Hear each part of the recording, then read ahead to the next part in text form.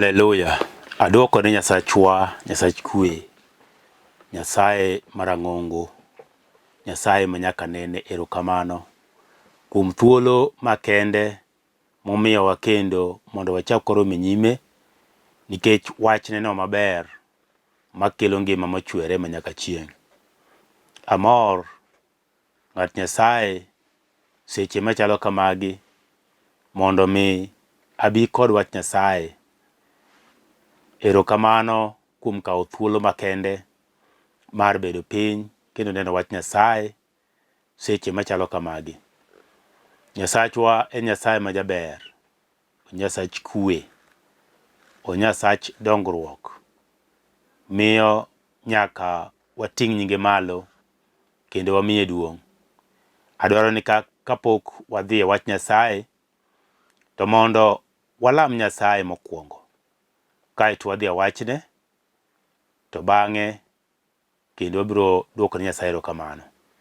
Kamoro amora ma intie, kul wiyi piny ng'at Nyasaye mondo wadwok ne Nyasachwa erokamano kuom thuolo makende momiyowa godiochieng' ma kawuononi. Nyasach kwe, wadwoko ni erokamano nikech berni mosiko manyaka chieng'. I Nyasaye ma ok lokre, I Nyasaye matimo dwache kaka in emidwaro. In Nyasaye manyalo timo gik matek kendo inyalo muko nyaka magogo mogurre motegno nikech ijanyalo kendo Nyasaye mangima. Adwoko ni erokamano nikech jawinjo, janeno mara kaachiel kod jawinjo mobedo piny mondo mi winjo wachni. Alamone seche machalo kamagi ni mondo duong' mari kaachiel kod berni obed e kit ngimagi kendo Nyasaye time maber chieng' ma kawuono. To wanamiyi duong' kendo wanadwokni erokamano. Duong' kod pak odogni polo malo kwadhi somo wachni kendo Roho mari maler Nyasaye mondo mi ochikwa kendo otawa. Adwoko ni erokamano e nying Yesu majawar. Amen. Kamoro amora ma intie wachni amen. Nikech Nyasaye no ber seche duto, to seche duto Nyasaye ber. Osemiwa thuolo makende. Omiyo adwa wuoyo kuom wach moro ni ber mar Nyasaye. Ber mar Nyasaye. Adwoko ni Nyasachwa erokamano nikech muma mating' e lweta ni wach man ka en wach mar Nyasaye Jehova. Nyasaye ong'won seche duto to osetimonwa maber mondikonwa nyaka wachne monego waluw. Gima onego watim gi gima ok onego watim. Miyo adwoko ni erokamano kwadhi wuoyo kuom ber mare e seche machalo kamagi. Muma wacho e buk mar Jeremia 29 matindo 11. Muma wacho kama. Abiro somo nyiri matindo moko manok alafu wadhi e wach Nyasaye. Muma wacho kama. Nimar ang'eyo weche maparo kuomu, Jehova owacho, aparo mondo kwe obedie, ok masich piny, mondo amiyu gimunyalo geno bang'e. 12 wacho kama. Kendo unuluong nyinga, unudhi lama, mi anawinju. 13 Unudwara kendo ununwang'a, ka udwara gi chunyu duto, kendo ka udwara gi chunyu duto. Mana 13 orumo ikanya. 14 Ununwang'a, Jehova owacho, kendo anamiu e tich misumba mar wasigu, kendo anachoku kuom ogendini duto kod kuonde duto manudhiye kanariembou, Jehova owacho, mi anakelu kendo e piny ma gigoloue, kanamiyogi terou e twech misumba mar wasigu.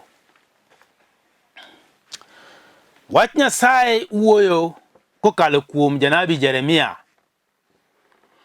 Achiel kuom jonabi mane Nyasaye tiyogo ahinya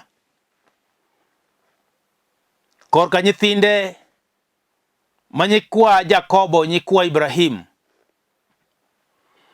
Mowacho ni Nyasaye noloso kod Jeremia. Magi gin kinde mane koth Ibrahim ne nitie piny mar twech.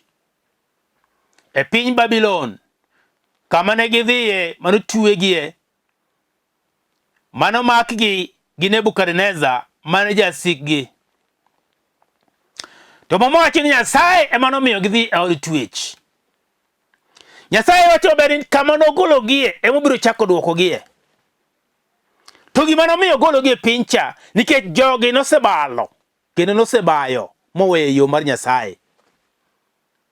Kendo kata wach mar Nyasaye mane Nyasaye osemiyogi kaluwore gi maber ni mondo migilu, ne giseweyo. Singo mane Nyasaye nigo gi Ibrahim, singo mane Nyasaye osingo ne Ibrahim, singo mane Nyasaye osingo ne Jakobo,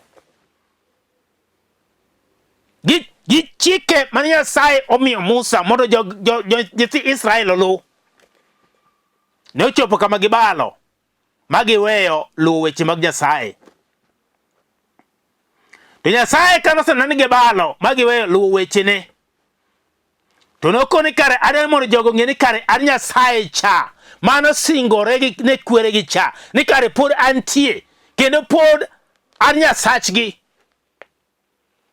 Miya adwaro terogi e dala mar twech mondo ng'e ni kare Nyasaye anyalo pod atimo. Duong' mondo dog jawar polo malo. Nenore ni nitie kare dhano. Nenore ni nitie kare dhano manyalo balo maweyo timo Nyasaye. Nitie ng'ato manyalo balo maweyo wach Nyasaye modhi oko kendo kier. To sama osekier modhi oko, ok oful Nyasaye kier. Nyasaye ong'eyo. Ok oful Nyasaye pod onge kode gi lengo. Nyasaye pod nitie kode gi wach. Miyo Nyasaye nyalo dok momany ng'ato kama ne ng'ato osekier modhiye molal mochako duogo kende dala. Nikech Nyasaye ohero jogne, ng'ata miluongo nyinge ni ng'at Nyasaye ohero. Emi Nyasaye ka nochwe dhano e kinde mar owuon nikech nohero dhano. Nyasaye pod oherowa, pok oweyowa, to bok obi weyowa, pod oherowa. En mana dhano ema oweyo Nyasaye. Nyasaye ok oweyo dhano. Nikech mochi nyithind Israel noweyo Nyasaye, ma Nyasaye nooro negi jasigu momakogi moterogi e piny twech. Nikech ne giweyo Nyasaye. Mi Nyasaye nyalo mako ng'ato, makawo ng'ato makete e piny mar twech sama ng'ato oseweyo Nyasaye. Mata inyalo wuok miyo Nyasaye kama intie no. Inyalo wuok miyo Nyasaye kanisa inyalo dhi ndi kendo inyalo lemo. Inyalo pomo lweti matek kabisa ni Nyasaye. Inyalo wer, inyalo miel ni Nyasaye, inyalo goyo bul, inyalo goyo kata gita ni Nyasaye, inyalo timo te ni Nyasaye, inyalo kone golo chiwo ni kanisa ni Nyasaye. Nyasaye ok buogi mago. Nyasaye odich gi kod chunyi maiye. Nikech ng'ato nyalo timo mago te to chunye onge kuom Nyasaye, matiende karo osebalo moweyo Nyasaye modhi kando. Nyasaye pok oweye. Nyasaye pod ohere ahera. Nyalo winjo ng'ato nyalo wacho ni Nyasaye osetimo na madongo malich, ok anyalo Nyasaye no. Ong'eyo ni Nyasaye osetimo ni madongo, to sama owacho no, owacho mana gi dhoge maoko, to chunye ma iye to onge kuom Nyasaye. Nyasaye ong'eye, ne en ng'at adieri kendo hera kendo nober malich, sani oonge koda, ang'eyo. To Nyasaye pok chunye jok kod dhano. Miyo gik moko nyalo timre kit ngima dhano. Gik manyalo timre kit ngima dhano timre mana nikech jwang'o ma dhano jwang'o Nyasaye. Nyalo miyo gik moko magalagala maricho makelo wich kuot nyalo donjo kit ngima dhano. Ma dhano ne ka gima Nyasaye onge adieri, to kare dhano ok ong'eyo ni en mowe Nyasaye. Mowacho niya, ni mar ang'eyo weche maparo kuomu. Jehova owacho, aparo mondo kwe obedie. Nyasaye ong'eyo weche oparo kuom dhano. Odwaro ni mondo dhano obed kod kwe. Namba achiel en kwe. Bende in gi kwe kama intie. Bende in gi kwe kama idakie. Bende in gi kwe e dier odi. Bende in gi kwe e dier dalani. Bende in gi kwe ka tich kumitiye. Bende in gi kwe kit ngimani. Bende in gi kwe gi nyithindi. Bende in gi kwe gi jaodi. Bende in gi kwe gi jonyuolni. Muma wacho ni ya, ne antie ang'eyo paro maparo kodi. Nyasaye nitie kodi gi paro odiochieng' ma kawuono. Nyasaye paro gimoro kuomi. Odwaro mondo ibed kod kwe. Tang'o omiyo ikoso kwe kit ngimani. Ionge kod kwe nikech ang'o? Nikech isebalowe Nyasaye. To Nyasaye ong'eyo weche uparo kuomi. Ong'eyo weche uparo kuoma. Ong'eyo weche uparo kuomwa. Odwaro mondo obed kod kwe. Ang'o omiyo kwe onge? Ang'o omiyo kilos gi jaodi e ot to udak e ot achiel? En wach mane momiyo ok unyalo bedo gi kwe e dier ot? Nitie kama ji osebale mo Nyasaye, mati Nyasaye onge kindu kanyo. Ang'o momiyo idagi dhi e kanisa ma jaodi dhiye? Ang'o momiyo timre kama? Nikech kwe onge kindu kode. Matiende kare nitie gimoro marach mosekethore. Beduru piny mondo mulos wachno. Ang'o momiyo kwe onge kidi gi jonyuolni monyuoli? Ang'o momiyo kwe onge kidi gi jathini minyuolo? Ang'o matimore? Nitie gima osedonjo e kindu gi jathini kata gi jonyuolni momiyo ok unyal winjoru. Ka ji chako wuoyo to usenabalo. Weche koro dhi mana ka gi kacha. Ok gin weche mochomo kanyachiel. Nikech ang'o? Nikech nitie jasigu mosedonjo e kindu, mosekalo kelo kethruok ma ok nyal bedo kod kwe kata achiel kod kata winjruok. Ok unyal bedo godo kama untie. Ang'o momiyo in kata weteni monyuoligo gi nyimineni ok unyal bedo go piny achiel mopare weche kaka joka ng'ato? En wach mane? Jasigu osedonjo e kindu. Jasigu no oredhi kindu ma nikech kier matin ma ng'ato osekiergo moego Nyasaye. Ang'o miyo jasigu thuolo e kit ngimau? Nikech gimiyo thuolo to biro donjo. Sama useyawone dhoot matin to biro donjo. To biro kedo kanyo molo. Obiro kedo kodu sawa ma kata tho nyalo wuokie. Nikech en okuon. Koro en wuon iluongo ni chaos. Anjao. Dikoko gimoro amora koro nitie kanyo. Nikech mama oluongo Yesu Nyasaye ni en ruodh kwe. Sama Yesu nitie e ot, sama Yesu nitie e ngima ng'ato, sama Yesu donjo e dala, sama Yesu donjo ohala, sama Yesu donjo ofis mar ng'ato, sama Yesu donjo kar tich ma ng'ato tiye, akoro ni kwe nyaka bed kanyo. To kwe ok nyal bedo ka Yesu onge, nikech en ruodh kwe. Ang'o momiyo dhano ok nyal bedo gi kwe gi nyawadgi? Mane penjo man go chieng' ma kawuono ni. Ni to en ang'o matimore momiyo ok inyal bedo kod kwe? Kata gi jirandi midakgo ok inyal bedo godo gi kwe. Nikech ang'o? Nikech jasigu ng'ama rach osedonjo e kit ngimani kendo sandi. Donge neno ka in ng'ata mitemo ni wuoyo godo to gero ema nitie? Nikech kata lewi kende kichako wuoyo gi ng'ato to gik moko ke dhogi kende riembo mana ng'ato kuomi. Nikech jasigu jasigu dak e kit ngimani. Jasigu sandi tikia. Jasigu nitie ma sandi seche duto te. Ang'o momiyo kata na gwen ng'ato emo biro mong'ado chien modonjo e chiendi to en alweny gwena. Donge neno ka nitie jasigu moro mantie kanyo? Kiri kawuono Nyasaye wacho niya, ang'eyo paro ma an go kodi. Ang'eyo paro ma an go kodi. Duong' mondo dog Nyasaye e polo malo. Duong' mondo dog Nyasaye e polo malo. Kech owacho niya, ni ok odwaro mondo masich piny obi ne dhano. To sani waneno masira kamoro amora. Nikech dhano osebalo paro no nyalo tiyo gi pache owuon to weyo Nyasaye. Miyo mowacho Nyasaye wacho ni ok odwaro mondo uyud masira. Owacho niya, ni ok masich piny mondo amiu gimu nyalo geno bang'e. Gimu nyalo geno bang'e nang'o? Ndalo mabiro, ok sani. Mati Nyasaye karo sekri kisebedo kod kwe to masira dhi rumo. To ka masira oserumo to Nyasaye nitie gi mpango, nitie kod chenro moseloso kaka Nyasaye ma koro biro miyi bang'e no. Mokone odwa miyi gimoro mibiro geno bang'e. Matiende kare sama intie ka midak kod kwe ni, nitie gimoro ma Nyasaye osechano ni. Matiende kare kwe biro kod gweth moro. Ben ngene kwe nyalo biro gi gweth. Mane gima mawacho ka, obiro kod gweth mar geno. Matende gi sami geno nitie gimoro moseket kamoro. Machieng' moro to biro thinyore mbele ni. Nyasaye biro kawe to kete nyimi. To koni mae gima na kese bedo ka kanoni. Nikech kwe mane ingo mane dakie. Omiyo sani koro aneno ni kare bere mondo mi bed kod gini. Kata mana kothi minyuolo. Biro dhi maber. Nikech kwe mane ingo cha. Ng'eyo Nyasaye mane ng'eyo cha. Mwacho ni ng'eyo Nyasaye ene chakruok mar rieko. Samise ng'eyo Nyasaye to intie kod rieko. Samise ng'eyo Nyasaye to kare fuo bende dhi lal. Kuom ng'ato mong'eyo Nyasaye to kare bende paro maricho dhi lal. Kuom ng'ato mong'eyo Nyasaye to kare kata na timbe maricho dhi lal. Kuom ng'ato mong'eyo Nyasaye to kare kata dhier dhi lal. Kuom ng'ato mong'eyo Nyasaye ang'o momiyo gigi te dhi lal? Nikech jiseng'eyo Nyasaye koro intie kod rieko. To ng'ama nitie kod rieko ken ng'ama lal. En ng'ama ong'eyo kuma dhiye. En ng'ama ong'eyo gima timo. En ng'ama ong'eyo gima timore, gima onego tim e sama owinjore. Mane ng'at mantie kod Nyasaye, mawuotho kod Nyasaye kendo wuotho yo adimba, yo moriere timo Nyasaye dwaro. Ini wuotho kon mane? Kon mane ma intie kawuono miwuothe? Nyasaye oketi kon mane?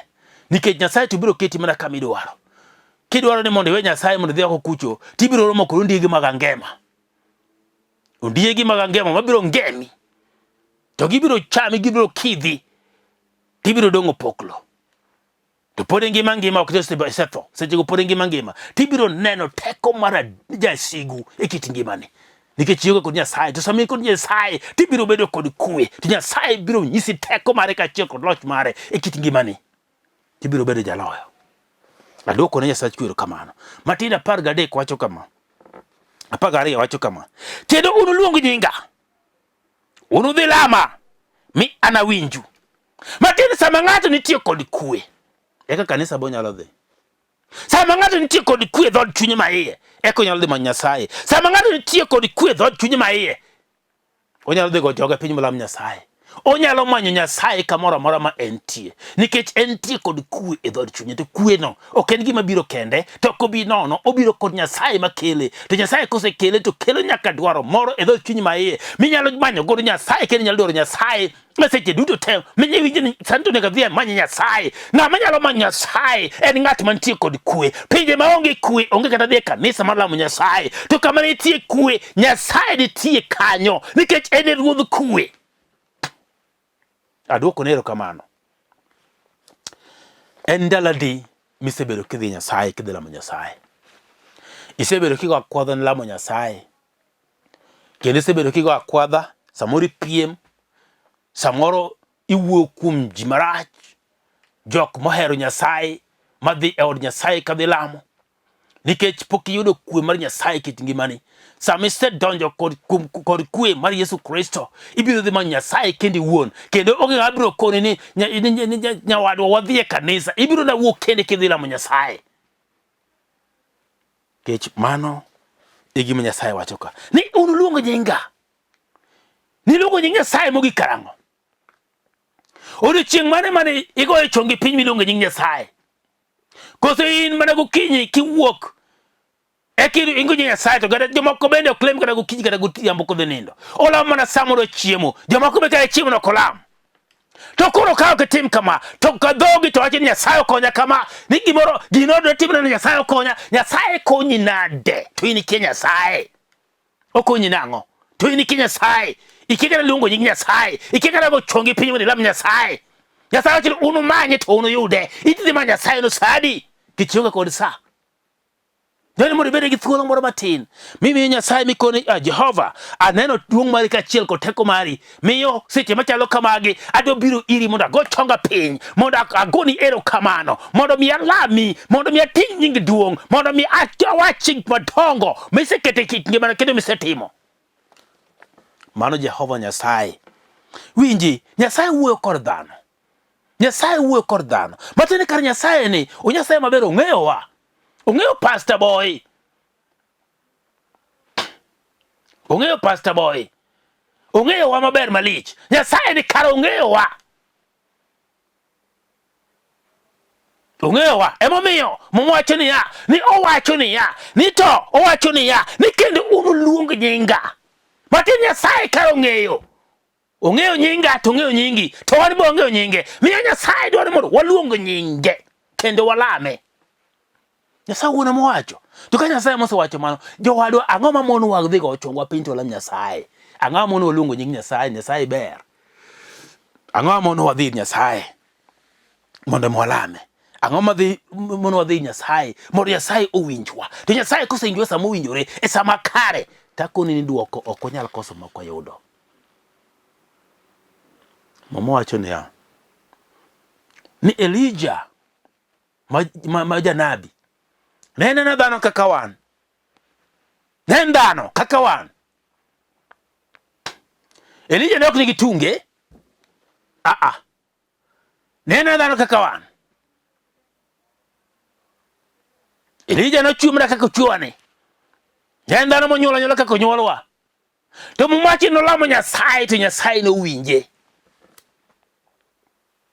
No lamo Nyasaye ni mondo koth kik obed e piny kuom higni 3 gi nus, to ne ok obedo, kata mana tho ne ok onenore.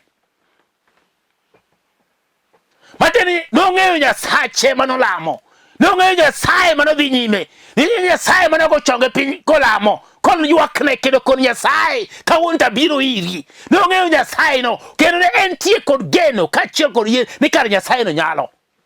Miyo noikore ni Nyasaye no mondo miyo tim gik madongo e kit ngimane. Miyo Elijah no yie ni Nyasaye nyalo timo gik madongo ma en owuon ok onyal. To kuluongo nying Nyasaye no to dhi timore. To donge neno ka wan sani oganda mang'eny, dhano mathoth ahinya ok nyal lamo Nyasaye mondo Nyasaye odwoki. Ok ginyal go chongi piny ma giluong Nyasaye no ma Nyasaye pargi, ma Nyasaye timne gima ber e kit ngimagi. Onge, ok ginyal. To in no dhano kaka Elijah. Miyo sa en sa monego wagoye chongo piny, mwalam Nyasaye no, mwamiye duong', mwakoni kar Nyasaye ni onyalo. To dak iseteme chieng' mar achiel wa, ine kaka Nyasaye no biro ni gi teko maduong'. Obiro ni e yo mang'ongo ma ok ni paro, nikech Nyasaye manyalo gik moko duto. Adwoko ne erokamano. Momo wacho niya, unuluonga, Jehova owacho. Nyasaye owuon owuoyo kowacho ni unuluonga. Matiende kar onego wadhi wamany Nyasaye ni mondo mwayude. Matiende kar sama wasewere gi Nyasaye ma ok wan but Nyasaye cha, Nyasaye to nitie tu, orito warita mondo odog ire. To kisedok ir Nyasaye to koni unuluonga, ibiro nwang'o Nyasaye ne kit ngimani. Ng'at Nyasaye bende gini nyalo manyo Nyasaye miduogi yude kit ngimani, miduogi nene kaka en Nyasaye adieri ma jaber, Nyasaye adier manyalo timo madongo, Nyasaye adier manyalo kelo lokruok kit ngimani, Nyasaye adier manyalo kelo pogruok, Nyasaye adier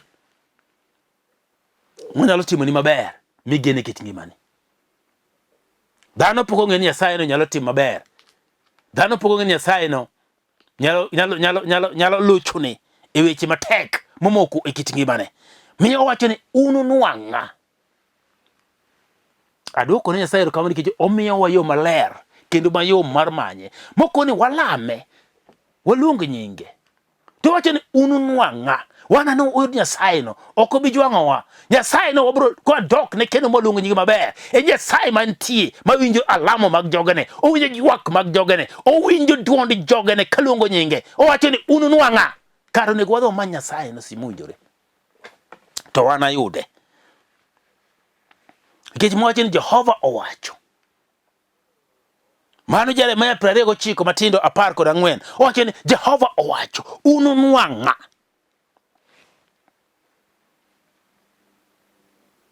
Unuluonga. Owacho ni ya 13, unudwara kendo unuluonga. Ka udwara gi chunyu duto. Apang'wacho ni unuluonga, Jehova owacho, kendo anamiu e tich misumba mar wasigu, kendo anachoku kuom ogendini duto. Matiende ni nitie tich mar misumba ma ng'ato nitie, ma jasigu osekawo ng'ato mokete misumba, moloko ng'ato misumba mare. Jachien nyalo kawo meloki misumba kata odi wuon midakie. Jachien nyalo kawo meloki misumba kata ka tich kumitiye. Jachien nyalo kawo meloki misumba kata mana gweng' kamidakie. Jachien nyalo kawo meloki misumba kata mana handi wuon. Jachien nyalo kawo meloki misumba kata kinindo gotieno. Oloko pachi. kare ji osetwe mang'eny madwaro mana konyruok nikech gin wasumbini. Jachien osekawogi moloko gi wasumbini mage. Mwacho niya ni en okonyu e od twech ma kamusedhie mubedo wasumbini. Nikech ang'o? Intie gi misumba. Ine misumba mar kong'o. Kong'o loki misumba mare. Ene mutiyo kodi kako dwaro. Chunyi sama idai beti kana kendi piny. Idi ka chunyi gombo kong'o mondo midhi mer. Mano intie misumba mar kong'o. In misumba mar mer. Jachien loki in misumba mar chode. Makama intie tichalo mana dian nyuok. Ili mana kidwaro mana chode sagasa. Mano ine misumba ma Nyasaye oseketi misumba mar chode. Bingeni jachien nyalo keto ng'ato misumba.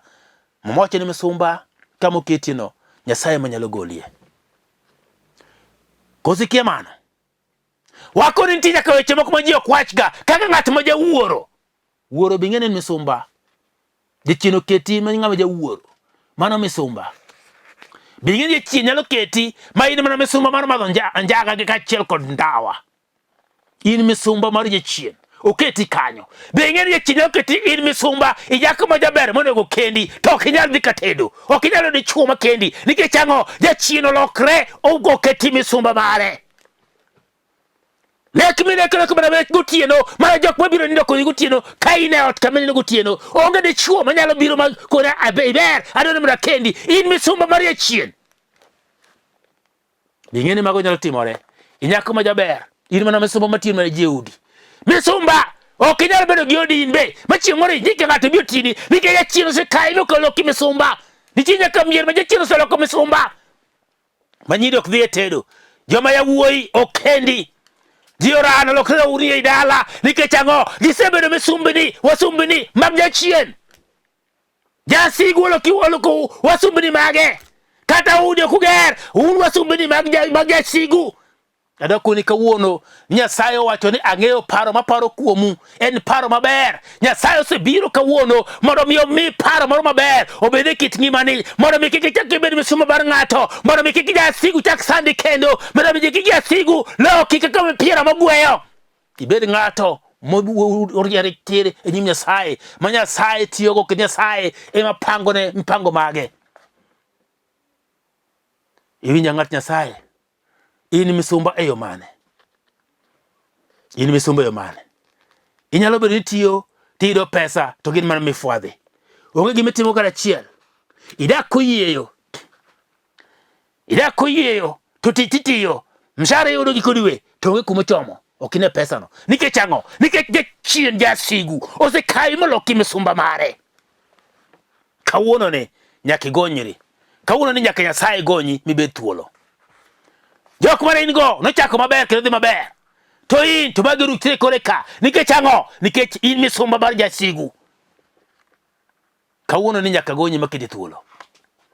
Kendo Nyasachwa dhi timoni maber seche machalo kamage. Emomiyo wachne no obiro mondo mi ogony ng'ato kendo ket thuolo nikech Nyasaye ma jaber.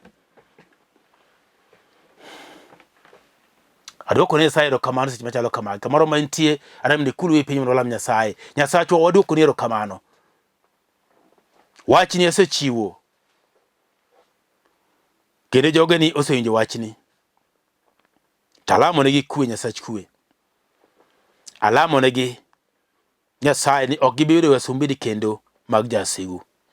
Idhi gonyogi kendo idhi keto gi thuolo. Chakre sani Nyasaye kamoro ma gintie.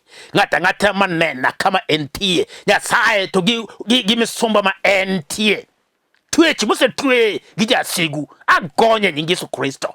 Ni obedo thuolo chakre sani. Kendo obiro bedo ng'at matimo neno. Kendo jaloyo e gik moko nitimo timo. Obiro bedo kodhi maber. Nikech Nyasachwa idhi timo maber. Kendo idhi pare. Duong' kod pak kod palo mar Nyasach kwe. E nying Yesu majawar. Amen. Kapok iyudo Nyasaye, Ruoth Yesu ademri, iwach ni Ruoth Yesu, abiro iri, mondo iwar dhod chunya. An jaricho, kendo agangora mapek. Ng'wonna richona duto te. Gol nyinga e kitabu mar tho, to ndik nyinga e kitabu mar ngima. Erokamano kuom war dhod chunya. Amen. Nyinga iluongo ni Pastor Sam Boyi. Ae kanisa miluongo ni Cathedral of Praise Ministries International. Wantie kamano Njiru tok Ola Petrol Station. Kanisa iluongo ni Kangudo Road Worship Center. Kanya moti wach Nyasaye. Ka in machiegni gi area go, bi mondo walam Nyasaye Jumapil ka Jumapil chakre saa 3:30. To Nyasach kwe ne gwedhu kendo nomi nyinge duong'. Namba en 0722 944 623. 0731 495 873. Samoro be jomoko kona gani mondo awach thurwa iluongo ni Kanyikela and the Wasab County Rangenya School. Duong' kod pak odog Nyasaye polo malo. Amen. Ng'wono, shalom.